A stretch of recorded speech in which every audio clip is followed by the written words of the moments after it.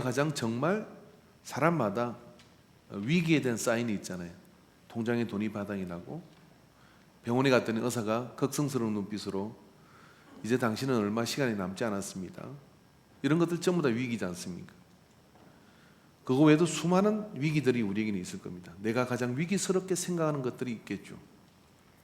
근데 오늘 성경은 우리의 생각과 좀 다른 것 같습니다.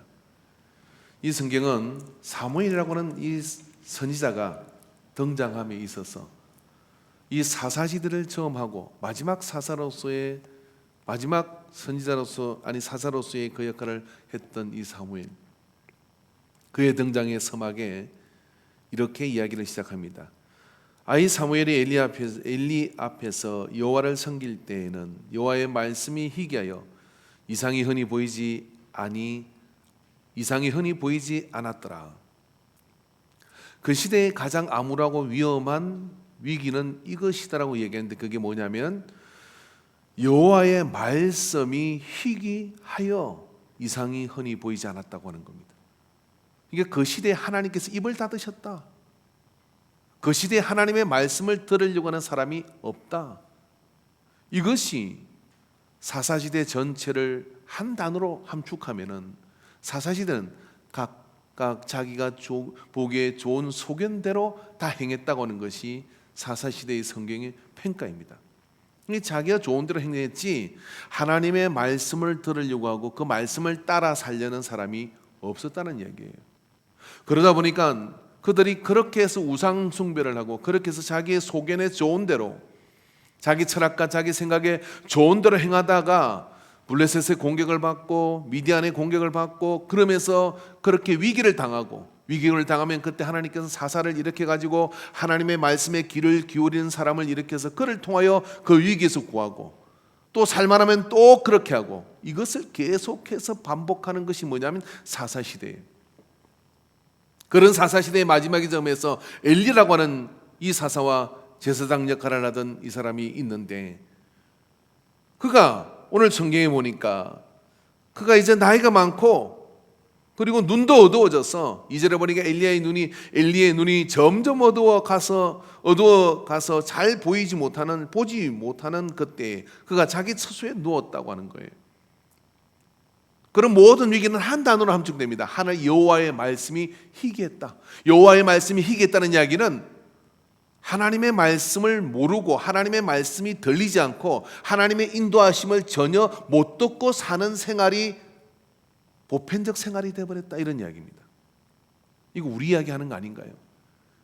여러분, 우리 삶에 있어서, 이 시대에 있어서 가장 큰 위기라고 생각해야 될 것은 이 세상을 만드신 이가 하나님이시고 하나님이 태초에 말씀이 계시냐는 것처럼 말씀을 통하여 그 위에 세상을 지으셨다면, 그리고 우리가 믿는 자라면 우리의 삶에 가장 큰 위기, 통장에 돈이 바닥이 나고 병원에서 당신이 이제 생명이 다했습니다 라고 하는데 내 안에 하나님의 말씀이, 여호와의 말씀이 희귀한 것이 아니라 똑똑히 선명하게 너는 안 죽는다, 똑똑히 선명하게 내가 너를 다시 일으킬 것이라는 말씀이 있으면 통장의 바닥이 끝입니까? 그걸 통하여 깨닫고 더 큰 역사를 이룰 수 있습니다. 의사가 죽는다는 것이 죽든가요? 불가항력적인 질병에서 살아나서 하나님의 영광을 나타냅니다. 그걸 믿는 게 신앙인이죠. 그렇다면 우리의 삶의 가장 큰 위기는 뭐냐면 이 사사시대 엘리시대처럼 하나님의 말씀이 내게 희귀하게 들릴 때, 어쩌다 주일, 어쩌다 예배의 자리에 앉았어. 오늘 집에서 예배 드리는 사람들 많이 있겠습니다만은, 어쩌다 문득 하나님 말씀 앞에 섰는데 이 말씀이 전혀 생소한 거예요. 내가 모르는 언어를 이야기하는 것 같고, 이 속에서 내가 뭘 찾아야 될지도 모를 것 같고, 희귀하게 들린다. 이게 재앙의 시작입니다. 희귀하게 들린다. 이게 위기의 시작입니다. 그리고 이상이 흔히 보이지 않았다. 여러분, 하나님께서 우리를 인도하시는데 그냥 무턱대고 인도하십니까? 하나님께서 우리의 삶 속에 하나님께서 가장 많은 그런 채널을 통해서 하나님의 인도하심을 사인하고 있어요. 여러분, 이런 일이 어느 날 갑자기 일어난 것인가요? 아닙니다. 하나님의 많은 경고와 그런 사인들이 우리에게 있었던 것이죠. 근데 그게 안 보이는 거예요. 그게 들리지 않는 거예요. 그것이 이 사무엘 3장을 통하여 이 사무엘 3장을 사무엘의 이야기를 해가며 나레이트를 하는 해설자가 하고 싶은 이야기는 여호와의 말씀이 희귀했다. 이것이 가장 큰 위기의 게이지였다는 거예요. 여러분, 우리가요, 내 삶 속에서 하나님의 말씀이 희귀하면 이거 끝장이에요. 내 삶 속에서 이 성경의 66권이 명백하게 있고 이 로고스의 말씀이 내게 레마의 음성으로 매일 들리는 것이 건강하고 정상적이고 그게 상식적인 신앙인인데, 교회를 다니는데도 설교 시간에 해야 알듯 말듯 하다 돌아가고, 이게 아니라 매일 내 삶 속에 레마의 음성이 묵상 가운데 하나님께서 나의 오늘 어떻게 하라는 것을 인도받는 이런 생활을 하는 사람이 없을 것 같습니까? 없는 게 상식입니까? 이건 거지 같은 신앙생활이에요. 그걸 덮는 게 정상이에요. 성령님이 내 안에 계시고 그분이 이 말씀을 통하여 시퍼렇게 살아계셔서 말씀하시는 것이, 그걸 덮는 게 정상적인 신앙의 생활이에요. 사사시대 이 시대 지금 사무엘상 3장에 있는 상황은 그게 이상하게 여겨지던, 그게 비정상적인 것이 정상적으로 여겨지던 그런 위기가 저들에게 음습했다는 거예요. 그래서 어떻게 됩니까?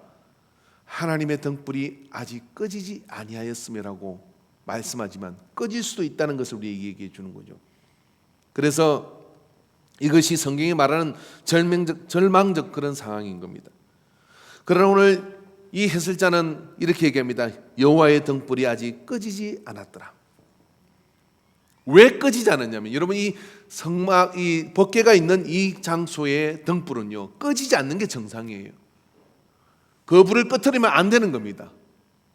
근데 그게 꺼질 것 같은 위기가 이 속에 있는데, 여호와의 등불이 꺼지지 않는 것은 여기 헌신된 한 사람이 있기 때문에 꺼지지 않고 있다고 여기에 희망을 선포해 주고 있는 겁니다. 그가 누굽니까? 오늘 성경은 1절에 아이 사무엘이 엘리 앞에서 여호와를 섬길 때에는, 여러분, 이 시대가 얼마나 빈궁한 시대냐면요, 애를 여기다가 아동 노동을 시키고 있어요.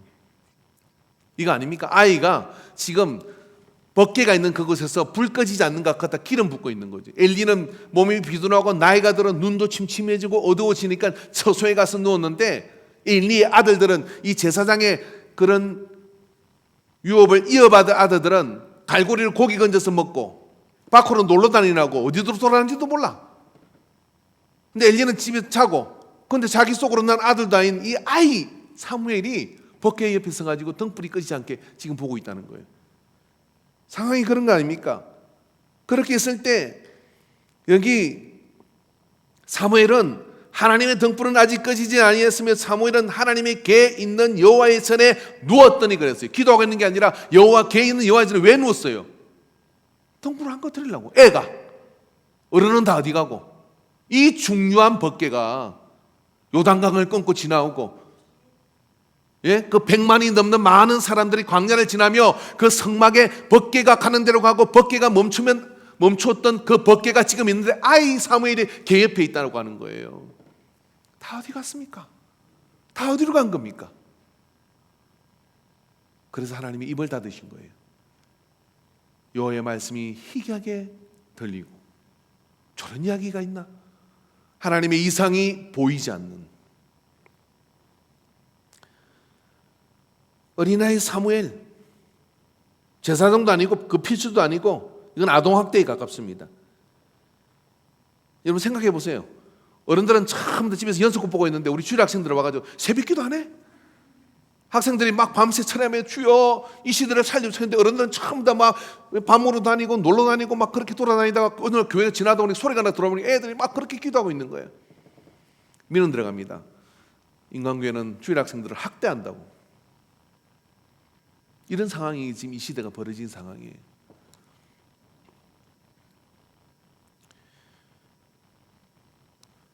이런 상황, 이런 시대, 그때 하나님께서 개 옆에 누운 사무엘을 불러요. 사무엘아. 아니 여러분 하나님을 안 부르시겠어요? 엘리는 처소가에서 누웠고 그 아들들은 밖으로 돌아다니고 놀러 다니고, 제가 어젯밤에 늦게 나가 보니까 예배 드리러 올 때는 마스크 쓰고 무장하고 이러는데 그 술집은 계속 사람 많더라고. 따덕따덕 앉아가지고 술 마시면서 그 막 뭐 뜯어먹으면서 막 침튀감이 이야기하고 믿음이 얼마나 좋은지. 우린 쫄아가 나오지도 않는데, 교회는 놀 때 겁먹고 밖에서 술 먹고 놀러 다닐 때는 강 크게 돌아다니면서 회개해야 돼요. 그러고도 막 우린 밥도 안 먹고 헤어지잖아. 우리가 막 손 닦고 얼마나 이게 거리대가 앉았고, 그 사람들은 옆에 바로 앉아가지고 창밖에 다 봤어요. 안중 돌아다니면서. 그래서 술 먹으면 믿음이 좋아지는구나.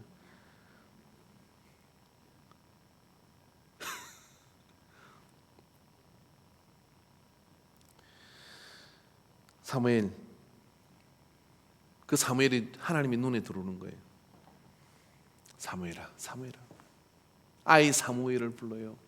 하나님이 부를 사람이 없어서 그 시대에 말을 해야 되는데 부를 사람이 없어서 아이 사무엘을 불러요. 사무엘아, 사무엘아. 사무엘은 하나님의 음성을 들어본 적이 없습니다. 그래서 자다가 벌떡 깨가지고 처소비 누웠다가 엘리 제사장이 부른 자고 쫓아가서 아버지 부르셨습니까? 그렇게 묻죠. 엘리야 달려가서 이르되 당신이 나를 부르시기로 내가 여기 있나이다 하니 그가 이르되 나를 부르지 아니하였으니 다시 누우라 하는지라. 그가 누웠더니,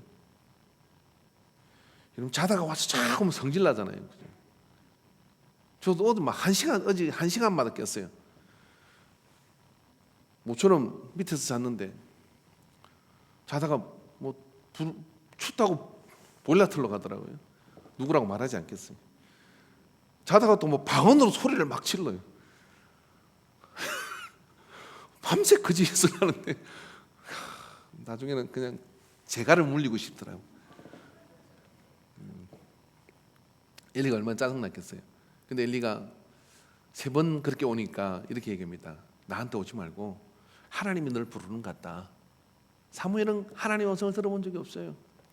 하나님 널 부르는 것 같으니까 내 주여 말씀하소서. 내가 여기 있나이다. 내게 말씀하소서. 내가 듣겠나이다. 그렇게 한번 이야기해봐라. 그렇게 얘기한 것이죠. 엘리가 사무엘에게 이르되 가서 누웠다가 그가 너를 부르시거든 내가 말하기를 여호와의 말씀하소서. 말씀하옵소서. 주의 종이 듣겠나이다 하라. 주의 종이 듣겠나이다 하라. 그 시대 하나님 여호와의 말씀이 희귀한 것은 그 시대 여호와의 말씀, 하나님이 말씀하고 싶으시지 않은 것이 아니라 그 말씀을 들을 사람이 없는 것이었죠. 근데 하나님이 이제 말씀하시니까 엘리가 이렇게 된 거죠. 듣겠나이다 하라. 여호와의 말씀하소서. 듣겠나이다 하라. 오늘 여러분 마스크를 쓰고 있지만 이 말을 속으로 따라한 분은 하나님의 음성이 지금부터 들릴 거예요. 벙어리 입술 열리듯 열리고, 예? 귀가 열리게 될 줄로 믿습니다.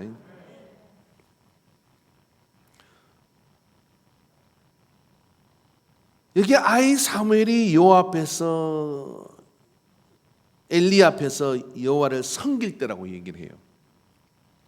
여러분 하나님이 엘리를 안 부르고 사무엘을 부른 이유는 아이이지만 헌신의 자리에 있기 때문에 하나님은 엘리를 부른 거예요. 사무엘은 10대 때 부름을 받았습니다. 하나님의 등불이 꺼지지 않게 하려고 이 소년이 말입니다. 그게 계획해서 잠들었어요. 얼마나 하나님 보기 계획했어요. 그래서 여러분 헌신의 자리와 헌신의 때에 하나님의 음성을 듣게 되는 복을 누려요. 예수님 사역 가운데 첫 번째 기적이 뭡니까? 가나 혼인잔치의 기적이에요. 무슨 일이 일어나죠? 가나 혼인잔치에 포도주가 끊어졌어. 마리아가 와서 이 집에 포도주가 끊어졌으니, 예? 이야기하니까 예수님께 나와 무슨 상관입니까? 근데 뒤도 안 돌아보고 종들한테 이렇게 얘기했습니다. 시키는 대로 해라 하고 나갔어요. 예수님께서 종들에게 이렇게 얘기하죠. 물을 항아리에 채워라 했더니 이 종들이 특히 믿음이 좋은 종들이었어요. 입이 궁시렁거리면서 물 가지고 포도주가 뭐 하려고 이게 아니라 채우는데 열심히 아구까지 채웠어요. 아멘들 좀 해보세요. 안 죽어요. 열심히 아구까지 채웠어요. 그랬더니 물을 떠다주라 그래요. 떠다줬어요. 뭐가 됐죠? 물이 배어나여 포도주 됐네. 근데 성경이 뭐라고 기록하냐면 물돈 연회장도 모르는데 물돈 하인들은 알더라 그래요. 뭘 알았다는 거예요. 물을 떠다준 헌신의 자리에 있었던 이 종들은 예수 그리스도의 삶 자체를 상징하는, 그것을 예표하는 물이 변하여 포도주가 되는, 향기도 없고 색깔도 없고 맛도 없던 물이 변하여 향기를 가지고 맛을 가지고 사람을 취하게 만드는 변화력의 그런 상징이 되는 이 가나 혼인잔치의 기적이 어떻게 일어난지를 알게 된 것이죠. 그럼 누가 소문냈을까요? 예수님이 야 내가 물을 딱 해가지고 포도주를 바꾼 거 봤지? 라고 소문했겠어요? 제자한테 그렇게 얘기했겠어요? 한 번도 그들이 예수님은 이 가나 혼인잔치 이야기하지 않습니다. 물돈 하인들이 내가 봤다. 물 떠다갔는데 그게 포도주가 되더라. 그렇게 물돈 호인들이 뭘 받았다는 거예요? 예수 그리스도의 삶을 통하여 말씀을 들은 것이죠. 그 말씀은 그냥 들은 지식이 아니라, 전에 들은 지식이 아니라 내가 체험한 말씀으로 전하기 때문에 이들이 정인들이 되는 것이었어요. 그래서 여러분, 헌신의 자리에 나간다는 것은요, 하나님의 막힌 말씀을 듣게 되는 은혜 속에 들어간다는 겁니다. 우리 솔직히 말했어요. 집에서 TV 앞에 있는 사람이 여기 나온 사람하고 같을 수가 있겠습니까? 죄송한 이야기지만은 여기는 생명 걸고 나왔잖아요. 거기는 생명 걸고 안타까움이 예배를 드리죠. 그쪽에도 은혜가 있을지라고 믿습니다. 근데 어느 순간에 예배의 생명을 걸어야 될 순간에 나는 물러서지 아니하리라 하는 결단을 가지고 타협 없이 그곳으로 나가려고 할 때, 그 헌신의 자리에 있으려고 할 때 하나님의 말씀이 그곳에서 사무엘아 사무엘아 부르는 것처럼 10대 사무엘을 하나님이 부르셔요. 그래서 그에게 하나님의 말씀이 들리기 시작하고, 그 하나님 말씀이 들리기 시작함으로 인해 가지고 그의 삶 속에 하나님의 말씀이 동행하는 능력이 나타나기 시작하는 거죠. 제가 어떤 전사님 암송 학교를 하는 전사님을 아는데, 그 사모님이 암송 학교 책을 냈어요. 지금은 목사님 됐겠네요. 근데 첫째 아이를 낳았을 때 태어나자마자 옹알이를 시작할 때 자꾸 말씀을 암송을 시작했어요. 그래서 애가 말씀을 암송하면서요 너무 똑똑해지는 거예요. 논리적으로 되고 공부도 잘하고. 여러분 자녀들이 공부 못하는 걸 암송 안 해서 그래요. 여러분 뭐 애 낳았을 때 데리고 뭐 옆집으로 마실 다니고 어디 놀러 다니고 영화 보러 다니지 그런 거 아닙니까? 근데 그렇게 했더니 그렇게 된 거예요. 그리고 두 번째 아이를 갔을 때는요, 야 이거다. 그리고 어떻게 했냐면 아이를 가지는 순간부터 태중에서부터 암송을 시켰대요. 엄마가 여호와는 나의 목자시니 내게 부족함이 없을 것이며 막 그렇게 암송을 한 거예요. 그죠? 그렇게 암송을 계속 하니까 얘가 태어나가지고요 첫째하고 또 다른 거야. 얘는 첫 태어나가지고 벌써 이렇게 뭐 태교가 암송으로 돼가지고 말씀을 들으면 얘가 막 한번 물어봅시다. 그런 애들이 예배 와서 앉아 있어요. 그러면요 설교를 시작하면 예배를 드리면 똑같을까요? 다를까요? 다르죠. 태교를 그 세상 음악 가지고 태교를 하고, 태교를 막 어디 놀러 다니면서 태교를 하고, 이런 믿음의 태를 가진 사람은 애를 가지고 관광버스 이런 거 타면 안 돼요. 그 가서 막 그 세상 노래로 막 그 애가 막 쿵쿵쿵쿵 이걸로 익숙해져 가지고 어느 날 교회 탁 갖다 놨어. 얘가 적응이 안 되는 거잖아요. 사무엘은 젖대고 본게 제사 드리는 거 본 거예요. 본게 법궤 앞에서 엘리가 하는 거 본 거예요. 엘리의 친아들은 다 놀러 도망가고 오늘 본문에 보면요, 사무엘이 무슨 예언을 듣냐? 엘리의 집이 멸문을 당할 것이라는 이야기를 들어요. 엘리가 그 말을 듣고 뭐라고 하는지 압니까? 주의 뜻대로 이루어지이다라고 얘기를 합니다. 이게 아버지가 얼마나, 내가 생각해봤어, 자식들이 미우면 하나님께 네 자식들 다 죽이고 너도 죽을 거라 그러는데 그 뜻대로 이게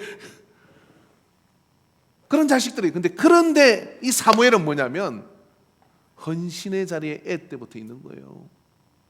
헌신의 자리에 애 때부터 있으니까 어떻게 되느냐? 이 사무엘이 하나님의 음성을 듣게 되는 것이죠. 신명기 6장 7절을 보니까 내 자녀를 부지런히 가르치며 집에 앉았을 때이든지 길을 갈 때이든지 누워 있을 때이든지 일어날 때이든지 이 말씀을 강론할 것이며. 우리 유아실에 한번 어른들은 가시다가 한번 들어가 보시죠. 그게 표가 이렇게 걸려 있어요. 우리 주일 학생들이 성경 읽기 표가 걸려 있어요. 제가 저 중에 제일 잘하는 아이들은 1명 1명부터 3명까지 택해가지고요, 내가 진짜 걔 갖고 싶으면 뭔가를 선물할 거예요. 내가 재정을 안 하고 내 개인 돈으로 내가 뭐 어디 가서 알바를 해서라도 아무튼 막 모든 걸 다 주고 싶어. 근데 전도사님 시키니까 하지만 집에 가서 그거 해야 그걸 집에서 챙기는 부모가 있잖아요. 그래서 읽게 하고, 그다음에 그렇게 하고는 이제 뭘 하고 이렇게 하니까 그게 어느 순간 이게 바뀌는 거예요. 뭘 얻으려고 하다가 얻는 것 말고 이것이 더 임박해서 되어진, 이게 뭐냐면 하나님의 말씀을 들을 준비가 되어 있는 거죠. 빌 그레암 목사님의 분이 계셨어요. 그분이 전 세계 오프라인상에서는 가장 역사상 존재하던 복음 전도자 중에 많은 사람에게 복음을 전한 사람이에요. 우리나라도 6.25 전쟁 끝나고 오셨고 그 뒤에도 또 오셨어요. 소비에트 연방이 무너지기 3년 전에 빌 그레암 목사님이 막대한 재정 상태에 시달리는 러시아에다가 돈을 주고 딱 한 번만 공상 당사에서 설교 한 번 하게 해달라. 그리고 설교권을 얻어요. 그리고 가서 설교를 합니다. 설교의 요지는 뭐였냐면, 이렇게 하나님을 경외하던 러시아 박물관에 가보면 성경을 금으로 장식을 하고 보석으로 장식을 한 그런 성경들이 있어요. 어찌 이 나라가 이렇게 됐냐? 그 설교하고 3년 있다가 소비에트 연방이 무너져요. 놀라지도 않죠? 근데 그 그레암, 전 세계를 불지는 이 빌리의 가슴에 엄마가 있었어요. 엄마가 어디 부흥회한다면 쫓아다니고 말씀도 애를 데리고 쫓아다니는 어른들 가는데, 근데 어느 날 엄마한테 끌려다니고 뭐 이러다가 어느 날 집회를 마치고 나오는데 빌리가 이렇게 얘기합니다. 엄마, 오늘 목사님의 말씀을 듣는데 내 가슴이 이게 뜨거워졌어. 그러는 거예요. 그 순간 엄마가요, 무릎을 탁 꿇고 빌리를 안고 이렇게 얘기합니다. 빌리, 이 나라를 위해서 엄마가 너를 데리고 다녔단다. 하나님이 네 마음에 불을 주신 거예요. 그리고 아이를 안고 눈물을 펑펑 쏟으며 엄마가 아이를 안고 그렇게 이제까지 이 빌리가 본 적이 없는 엄마의 감격과 기쁨을 전해줘요. 빌 그레암의 가슴에 불이 들어왔어요. 이 소년 빌 그레암이 그때부터 그 뒤에 전 세계를 돌아다니며 하나님의 말씀을 전하는 위대한 전도자가 된 것이죠. 헌신의 자리에 있는 아이, 그 헌신의 자리에 있을 때, 헌신의 자리는 우리로 하여금 하나님의 음성을 듣게 만듭니다. 그게 이해받지 못하는 길이고 그게 답답한 길이고 때가 되면 될 것 같아요. 아니에요. 헌신의 자리로 나갈 때, 거기서 하나님의 음성이 들리는 그 귀가 열리게 될 때, 오늘 저자가 이야기하는 것처럼 여호와의 불이 아직 꺼지지 않았다고 하는 희망은 한 사람의 헌신, 이 사무엘이 걔 옆에서 기름을 대고 그것을 지키고 있는데, 그게 뭐 하는 건지도 잘 모르지만 그렇게 헌신의 자리에 있을 때 하나님은 사무엘을 부르고 그를 통하여 그 시대의 말씀을 전해준 거예요. 말씀하소서 종이 듣겠나이다. 말씀하소서 종이 듣겠나이다라고 시작하는 이 헌신의 시작이 사울과 다윗의 왕조를 일으키게 됩니다. 이런 헌신은 위험을 부담을 하는 거예요. 개 이야기가 나왔으니까 이 법궤 얘기를 좀 더 해봅시다. 사무엘하 6장 8절에 보면 다윗은 이 법궤가 다윗의 궁으로 가져가기를 그렇게 사모했어요. 근데 이 법궤를 이제 가져가기 위해서 그 법궤를 수레에 실은 거죠. 법궤는 수레에 실으면 안 되는 겁니다. 모세가 레인들이 지게 만들어 놨어요. 근데 그 말씀을 간과해서 법궤를 수레에 싣고 갑니다. 근데 법궤가 갑자기 뛴 거예요. 소가 뛰었겠어요? 아니면은 법궤가 기분 나빠서 내려왔겠어요? 법궤가 기분 나빠서 내려오려고 한 거예요. 왜 그러냐? 블레셋에서 법궤가 갔는데 일화가 있잖아요. 가는 공원마다 그게 온영이 퍼지고 가는 곳마다 초토화되는 거예요. 전쟁에서 법궤를 뺏어왔는데 엘리가 뺏기는 거잖아요.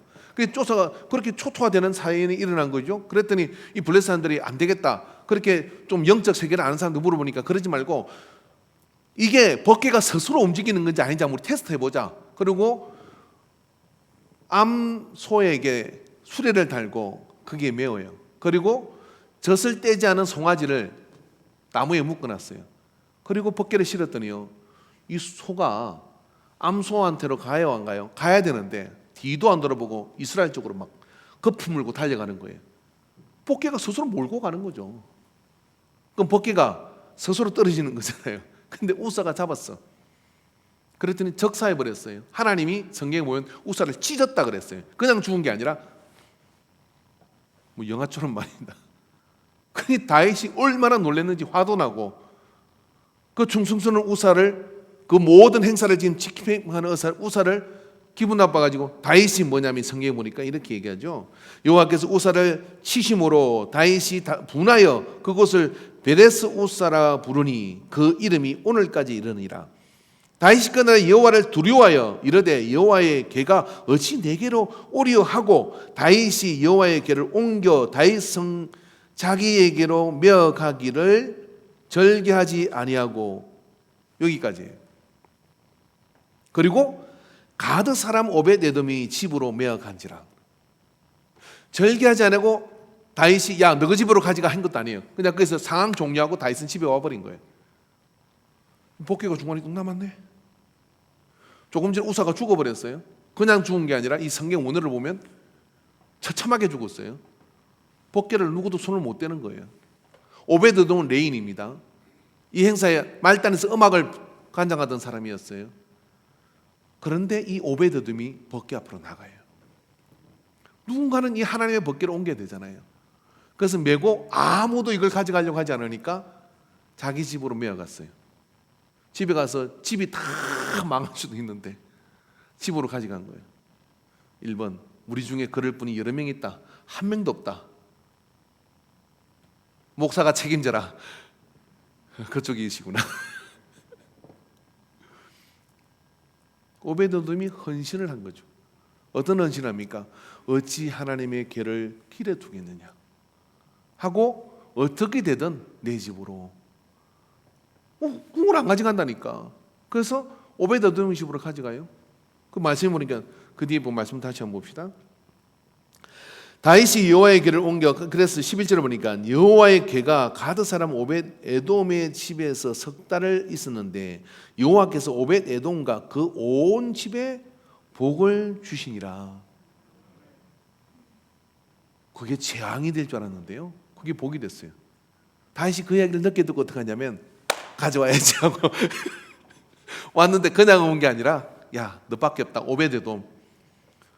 우사는 날아가 버리고 오베드돔을 어떻게 하냐면 이 궤를 관리하는 중요 요직에 앉힙니다. 그리고 그 아들들도 그 아들의 아들들도 계속해서 그 궤를 중심으로 해서 직업도 구하고 복도 받고 난리가 나버린다.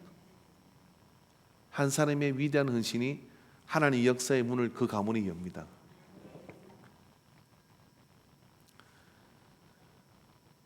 등불이 꺼지지 않은 것은 하나님의 말씀이 계속될 수 있고 하나님의 말씀이 그 시대 그 가문 속에 그 인생 속에 선포될 수 있는 것은 뭐냐면은 헌신하는 한 사람을 통하여 그 역사가 열리게 돼요. 이 사사시대의 끝자락에 하나님은 사무엘 때문에 등불을 끄지 않았습니다.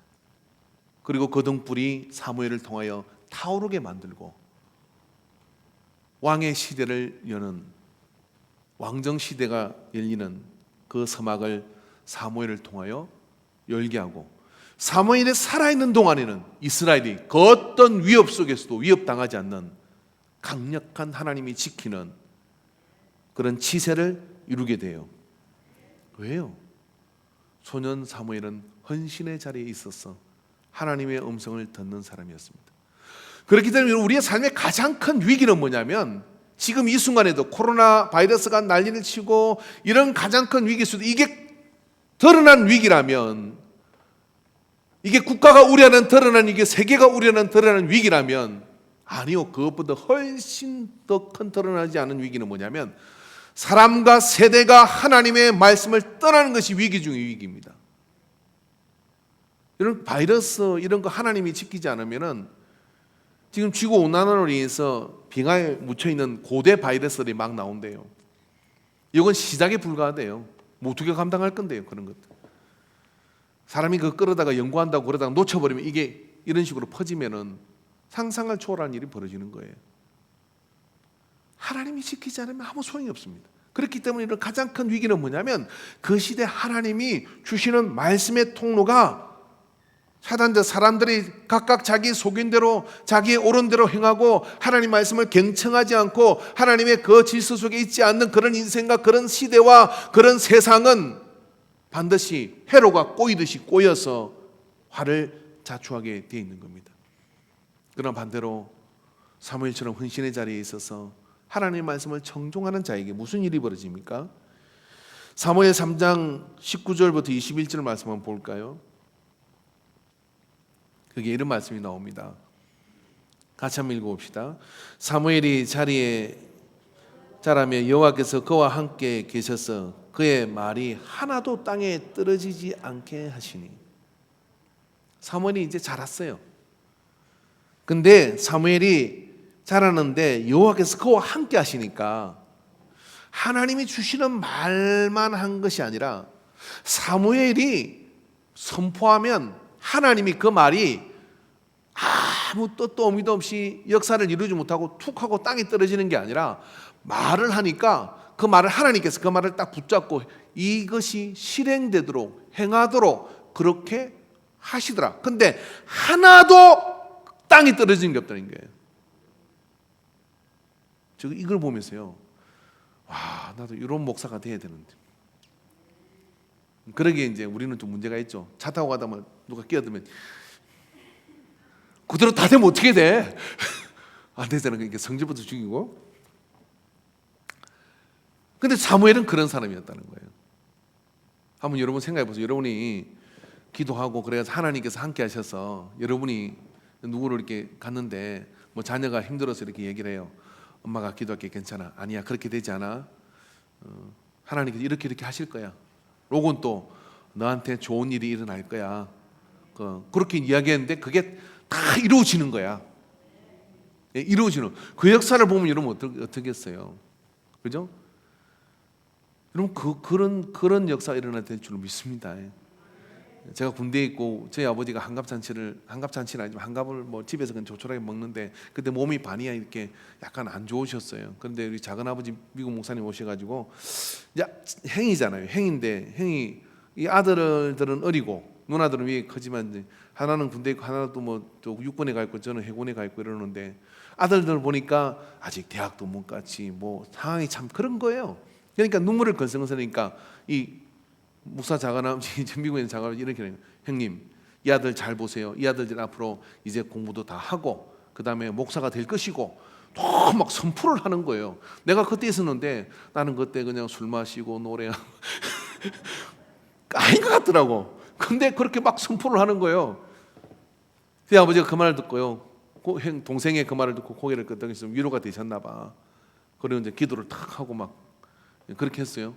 그리고 세월이 지났어요. 둘 다 목사 됐어요. 말이 땅에 떨어지지 않는 게 이런 겁니다, 여러분. 하나님이 함께하는 삶은 헌신의 자리에 있어서, 정신 똑바로 차리고 헌신의 자리에 있어서 하나님의 말씀을 들을 수가 있다면, 그 하나님 말씀이 함께하는 너희가 내 안에 있고 내 말이 너희 안에 있으면 무엇이든지 원하는 대로 구하라. 그러면 이룰 것이다. 그 말이 이 말이에요. 네가 원하는 그것 말씀이 너에게 들려서 네가 있는 그 자리에 있으면 네 입술로 하는 그 말이 땅에 그냥 떨어지지 않는다. 이게 축복권이에요. 이게 영권이고요. 부모가, 아버지가, 엄마가, 할아버지가 이런 영권이 있어야 됩니다. 그게 그냥 됩니까? 그냥 되지 않아요. 생명을 건 헌신의 자리에 오베데돔처럼 어리지만 계획해서 잠들지언정 그 불이 꺼지지 않게 하기 위해서 고사리 같은 손으로 기름을 갖다 엮고 있는 이 사무엘을 하나님은 부르시는 거예요. 하나님이 부르시면 대박이에요. 하나님 부르시는 순간 무적의 사람이 되는 겁니다. 하나님이 부르셔서 그렇게 인도할 때 하나님이 책임지는 것은 그 말이 땅에 떨어지지 않게 할 뿐 아니라 단에서부터 브에세바까지 온 이스라엘이 사무엘을 여호와의 선지자로 세우심을 입은 줄을 알았더라. 여호와께서 실로에서 다시 나타나시되 여호와께서 실로에서 여호와의 말씀으로 사무엘에게 자기를 나타내시니라. 그 시대에 맹실상부한 하나님의 메신저가 되어서 사사시대를 마무리 짓고 사울을 세우고 다윗을 세우고 그런 역사 가운데로 아이 사무엘은 하나님 역사 가운데로 나갑니다. 아이 사무엘이 있었던 자리는 헌신의 자리였어요. 어리다고야 하니 10대 때부터 헌신의 자리에 있었던 것이죠. 그 헌신의 자리에서 하나님의 음성을 듣게 됐을 때 그는 세우심을 받았고 그 삶 자체가 하나님과 동행하는 삶이 되는 겁니다. 그렇기 때문에 여러분 이 헌신이라고 하는 것은요, 우리가 헌신할 수 있을 때 그 헌신하는 것, 그것은요 하나님의 말씀을 들을 수 있는, 하나님 말씀을 받을 수 있는 그 자리인 겁니다. 우리 예배의 자리에 있는 거, 예배도 헌신이죠. 우리가 또 많은 상황 속에서 그 헌신의 자리에 나가는 것은 하나님 말씀을 들을 수 있는 그 은혜가 그게 깃드는 시간이에요. 그렇기 때문에 헌신을 사모해야 될 줄로 믿습니다. 헌신의 자리를 절대로 놓치지 말아야 될 줄로 믿습니다. 할렐루야. 여러분 우리가 올해 한 해 시작할 때 뭐 이렇게 헌신표를 작성을 했잖아요. 자기가 정한 것들이 있죠. 열심히 다들 하시는 것 같아요. 그 제가 감동하지는 않습니다. 그러나 이제 좀 있으면 이제 밖에다가 크게 해서 적어놓을 거죠. 이게 지나가는 사람 다 보라고 이렇게 이제 로비에다 써놓을 거예요. 근데 하나님이 보시는 거죠. 그리고 어느 날 부르실 겁니다. 아무개 집사야, 아무개 근사여. 그렇게 불러서 하나님의 말씀을 헌신의 자리에 있을 때 하나님께서 그 음성을 들려주시는 거예요. 그런 은혜가 우리가 2020년을 시작하면 홍역을 치르고 시작하지만 오히려 하나님이 더 큰 판을 바꾸셔서 큰 부흥의 역사를 우리에게 이루어 주실 줄 믿습니다. 그 믿음을 가지고 우리가 담대하게 나갈 때 우리가 해야 될 일은 뭐냐면 내일 지구가 망한다 할지라도 오늘 한 그루의 사과나무를 심는다는 말처럼 말입니다. 내 헌신의 자리를 지켜내는 것이죠. 그리고 그 헌신의 자리에 우리가 온전하게 서 있을 때 하나님 말씀이 내게 강처럼 흐를 것이고 그 말씀은 우리로 하여금 그 어떤 것도 빼앗을 수 없는 하나님의 동행하심의 역사 가운데로 사무엘을 인도하셨듯이 우리를 인도하여 주실 줄로 믿습니다. 그 은혜 가운데 섭시다. 우리 기도하겠습니다. 사랑의 하나님 아버지, 바로 이때가 우리가 헌신할 때이고 바로 이때가 우리가 하나님을 더 크게 예배할 때이고 바로 이때가 신령과 진정으로 주 앞에 예배하며 나아가 승리할 때인 줄로 믿습니다. 이 모든 사태를 누가 어떻게 마무리 줄 수 있습니까?